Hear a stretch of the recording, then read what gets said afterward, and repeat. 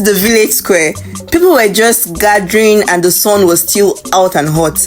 But what do I gain if I don't suffer to secure a good position to capture clear and concise videos for you all? I first went to the children beautifully beating the drums and took some videos and made it to the top of a house and secured a seat. From there I could see everyone. The wrestling started in no distant time, with younger ones opening the match. They called it Imepo Obo. The adults started entering the arena one after the other. I won't even lie, it was shocking to see that in the village are the healthiest looking able-bodied men.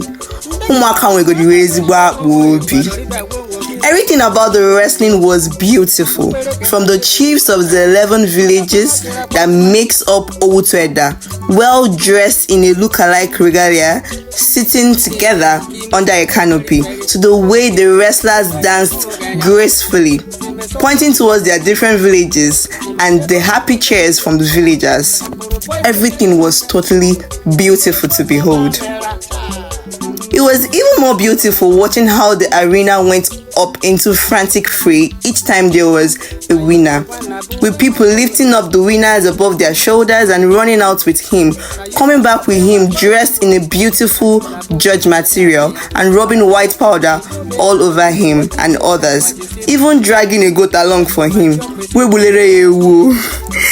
He will then dance, rolling his hands and throwing two fingers up in a majestic way, with his people behind him throwing money at him in appreciation for making them proud. The match went on, and there was a highlight of the match, the one people were looking forward to.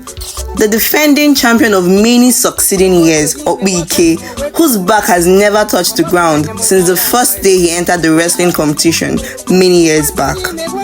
People were hesitant in challenging him to a duel, and honestly, looking at him standing out, all muzzled up, one would have to think twice before going up against him. He was well chiseled up. Finally, there was a contender. It was a very tough match as the contender kept dragging the fight to a very rough area, leaving the soft landing that was designated for the wrestling.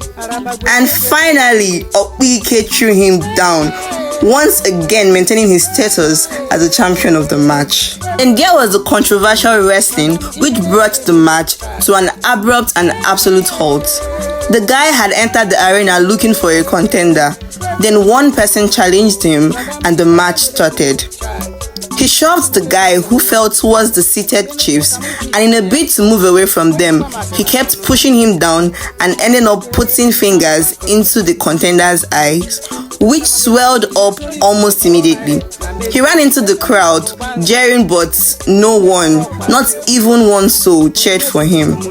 They had to put an end to the match, taking the guy along for disciplining and fining. The chief stood up and danced out. You can sight my father dancing elegantly alongside his peers, and everyone stood to either go home or dance with the drum around the village. Did you know that there was Aurora in my village? If you doubt me, see the evidence. When my father came back, I inquired of the fine that has been dished for the young man, and he told me the boy was fined 7 goats with ingredients to prepare it. He will then be made to sit in the village square while the goats be prepared for consumption by the chiefs, who after eating will wipe their hands clean on the head and body of the boy. But he pleaded that he had just lost his father and the fine was reduced, not without agreeing to shoulder the bills for the treatment of the victim.